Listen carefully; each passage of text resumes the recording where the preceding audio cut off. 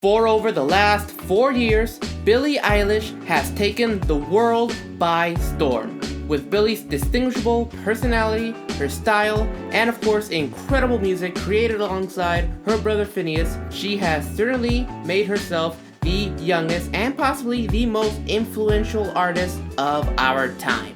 In a way, Billie's music really reflects the hardships and just overall the turmoil that is faced by today's youth in her melancholy sound and personally driven lyrics, all made more impactful by the fact that Billie herself is also a youth in today's world, just really establishing that true organic connection with her audience. Now on Friday, July 30th of 2021, Billie's latest album, Happier Than Ever, was released, and it really does in a way reflect Billie's growth in both her professional and personal life.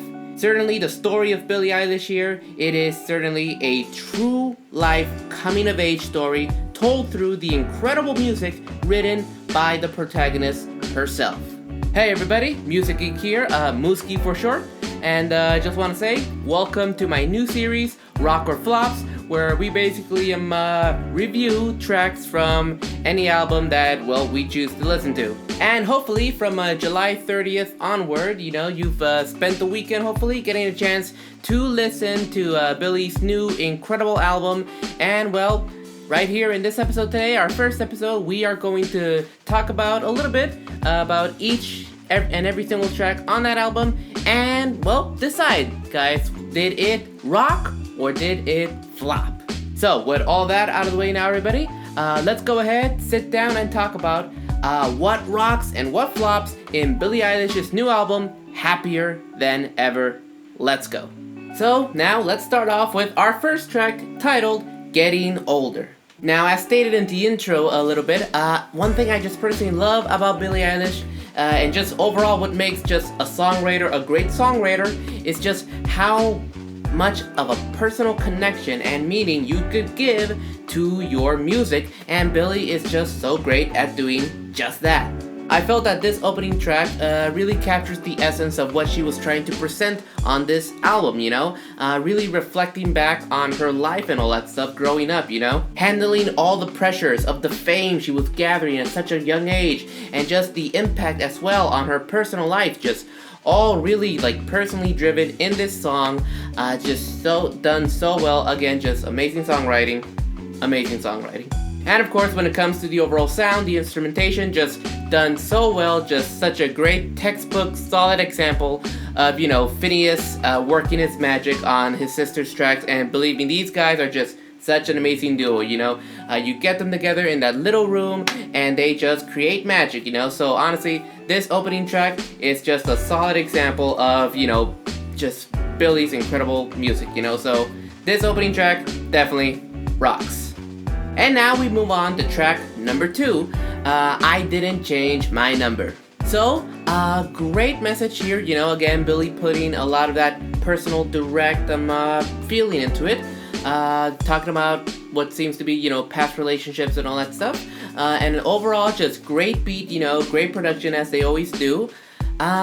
Great little hip-hop feel to it. Love it. But I gotta say that in comparison to the rest of the album, it just didn't really stand out to me. Now, we'll be talking about, all the other tracks on the album, of course. But I gotta say that the second track I felt like, again, it just didn't stand out, it's good, I'm not saying it sucked, it definitely doesn't suck, not by a long shot, but the thing is, it's just compared to the other tracks on this great album, again, it's kind of a weak one, this one. So yes, not a bad song at all, it's just that compared to the other tracks on this album, it just didn't really compare too much and didn't really stand out to me. Not enough, so sadly this second track here on Happier Than Ever, this one flops.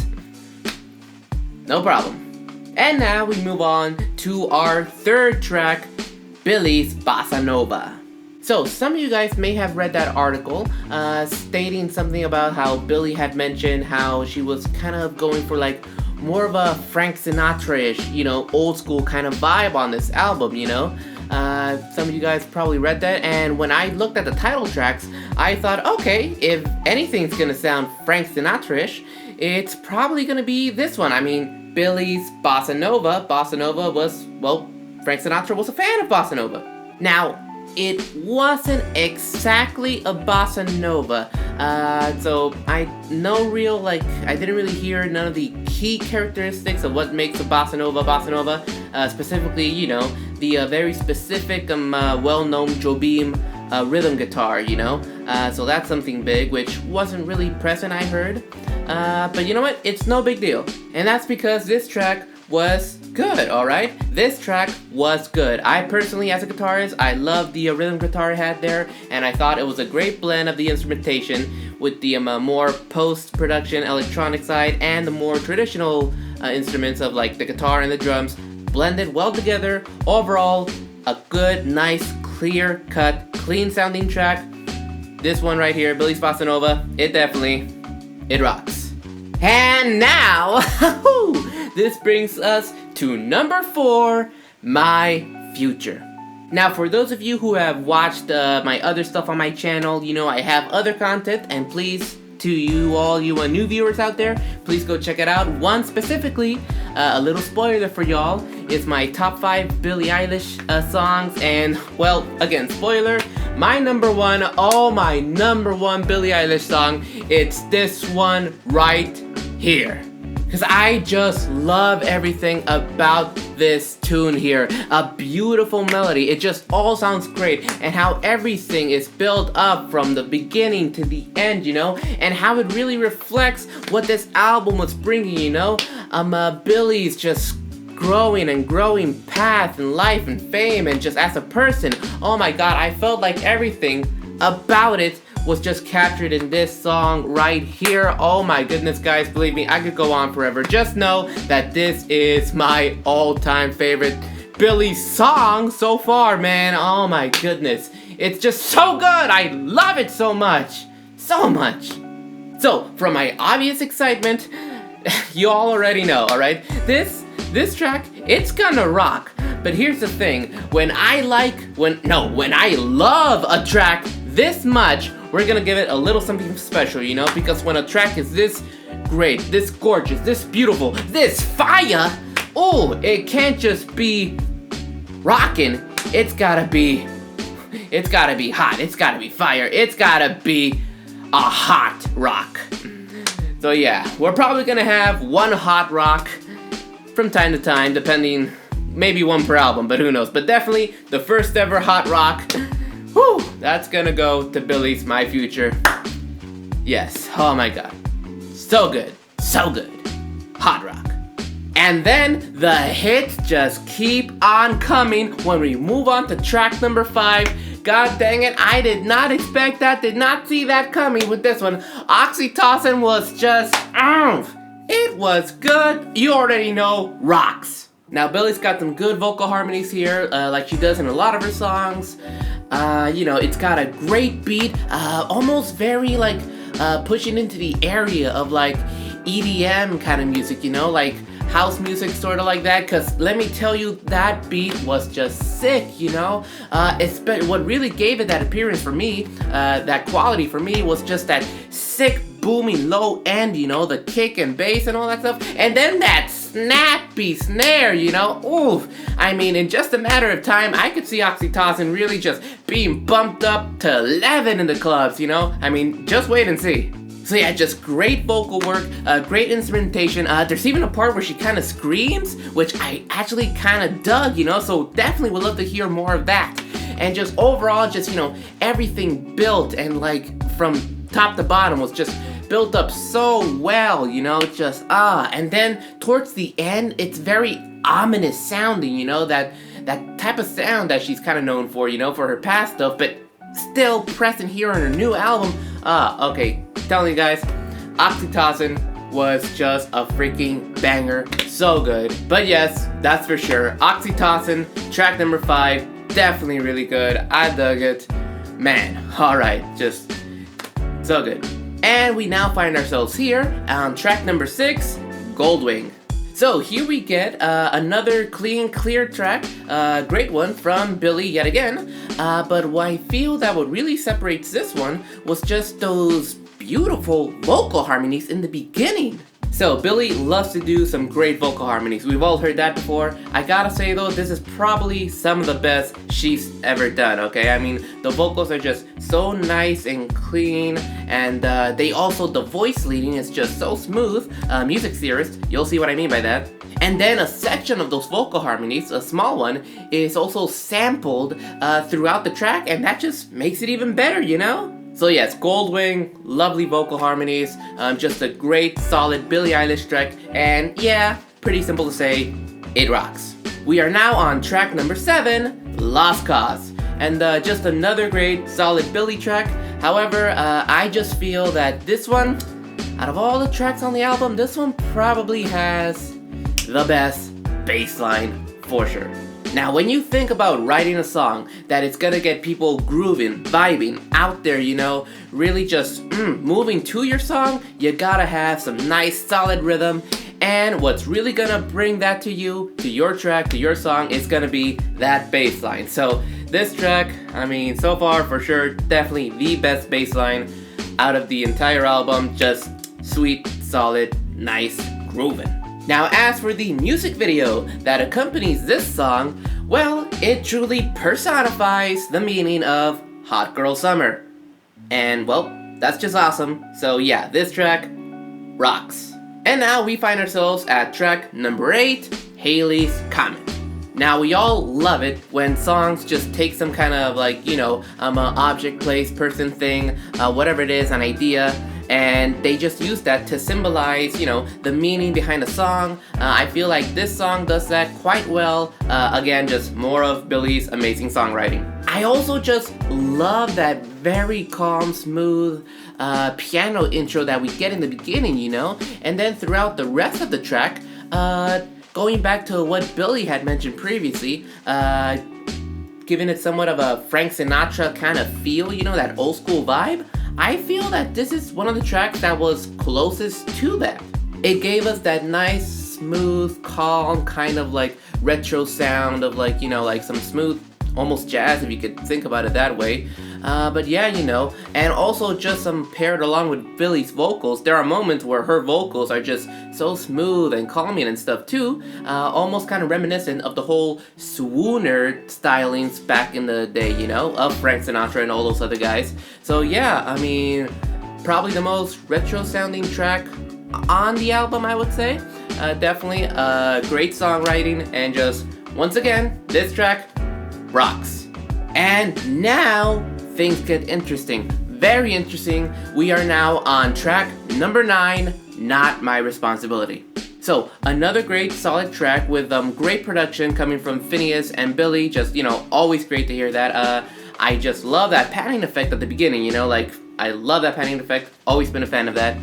But now the thing is, I feel that this track is the one that really stands out from the rest. On the entire album, this one stands out the most. I should also mention that it's actually kind of like one of those duo tracks, you know, where it transitions into the next one. So yeah, this is kind of more like a track 9 and then track 10, Overheated. These are pretty much grouped together, and I just gotta say right now, y'all, it rocks. Both of them just rock. Now, many of you already probably know what really separates this from the rest of the album is that it's in a spoken word style. And my goodness, everybody, I mean, Billie's voice is just so nicely suited for that. My goodness, I was just taken away by this track, just done so well. My goodness, Billie, just beautiful. And even more signs of her just amazing, really personally driven songwriting present right here on this track. It's really just her giving a whole reflection on her professional career and stuff, and just all the critique too that she's received, you know. Obviously a lot of like, you know, negative backlash on her and like her own image, which is like her saying like, hey, here's what I think, you know, to all those critics out there. And man, I just love that, you know. When you just get right down and very direct and personal in your songwriting, I mean, what better way to get your message across, you know? So my goodness, just such great songwriting, just such an amazing message. Billie, just keep doing you, and my goodness, we're gonna keep loving you for that. So yes, tracks 9 and 10, guys. Wow, just they rock. Again, they just rock. Stand out the most in the entire album. Beautiful. Rocks. And now we find ourselves at track number 11.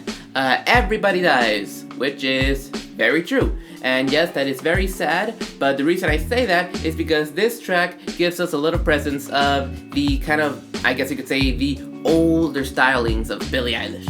And once again, we just get more of that great songwriting that we get from Billie, you know, just very touching, very personally driven, and just, you know, that's just what we love about her, that songwriting, so good. And the overall sound of this track is again very reminiscent of her old stylings, you know, that very kind of like melancholy but subtle kind of sound, you know, which honestly, I still feel like it still got stuff going, you know, that sound is what made Billie, Billie. So yes, I mean, on this album where we got, you know, that kind of like new sound that she was talking about how it's a little bit more on the brighter side of life, we still get that little piece of Billie that we all fell in love with from the beginning in this track, and honestly, I love it, still do. So yeah, it's this track, it rocks. And here we are now on track number 12, Your Power.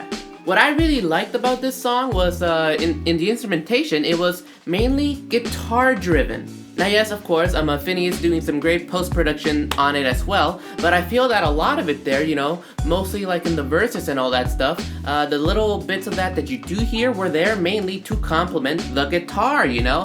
I mean, man, I love that. Not just as a guitarist, but personally I just thought it fit the song so well and gave it a little bit of a different, you know, kind of sound from the rest. What I mean by that, it's like, you know, the old style of Billie Eilish, you know? I mean, that whole, like, you know, kind of like melancholy sound that we've talked about with her vocals and stuff, but given like a new kind of light, you know, with the guitar really being the driving force behind it. And yeah, I just thought it blended so well, so beautifully. And of course, as always, just great songwriting, you know, like personal drive behind it. Also, I just thought it was very interesting to see that, you know, symbolized in that music video. Thought it was really good. So this track, Your Power, of course, it rocks. Next up, track number 13, NDA. So just another great track, you know, great sound, great vocals, all of that. But I start to notice here on this song here, this track, everything on the album starts to kind of, you know, well, everything is in a way sort of interconnected. Now, a lot of these songs do have like somewhat of a similar theme, you know, behind it and everything, but here especially, you could see that, and also like there's a few small references to other songs on the album, and man, I just love that, you know, when the whole album in a way, yet subtly, it subtly tells a story, you know, like, that's not just songwriting, that is storytelling. So yeah, you can see that all here in this track here, so man, so good. Alright, so yeah, obviously, rocks. And now here we are, track number 14, Therefore I Am. So, just quick, plain and simple, it is a solid Billie track. It is got her solid, just precise songwriting, great sound, and also just a great music video to go with it, you know, great messages being sent here and there, just good Billie Eilish song, it rocks. Now, the reason I'm going quickly with this one is because we've all heard it, it's good, but we are moving on to the next track. Woo! And I did not prepare myself for this one. Track number 15, Happier Than Ever. Oh my god, guys, you can already tell, it rocks!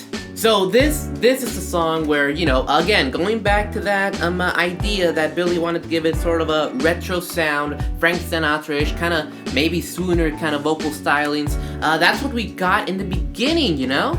We could hear it in the bass line and the guitar, you know, just really giving us that little old school kind of jazzy, almost swing style kind of, well, rhythm there, and it just complemented Billie's, like, you know, swooner kind of vocals that she's trying to emulate in the song. It just done so well, so beautiful, my goodness.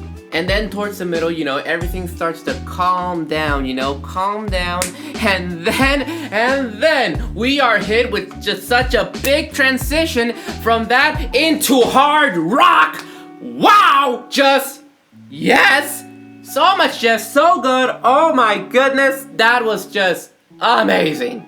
Just such a phenomenal way of capturing the emotion that Billie was putting into this song, you know, by switching up the styles, you know, again, not just great songwriting, great storytelling, just so amazing. The more you could truly capture and really have us feel the emotion you're putting into your music, just the bigger and the more, like, powerful the connection you make with your audience, you know. Man, and it was just done so well here. Just phenomenal. Again, just blown away by the hard rock guitar coming in and the drums and then a little bit of the screams coming from Billie. She could really do something in that genre, you know? It was just so good. My goodness, so good. So good! So now I thought, okay, I'm not sure if I mentioned this. I thought that maybe we'd only give one per album, right? One per album. I thought, but... Okay, gonna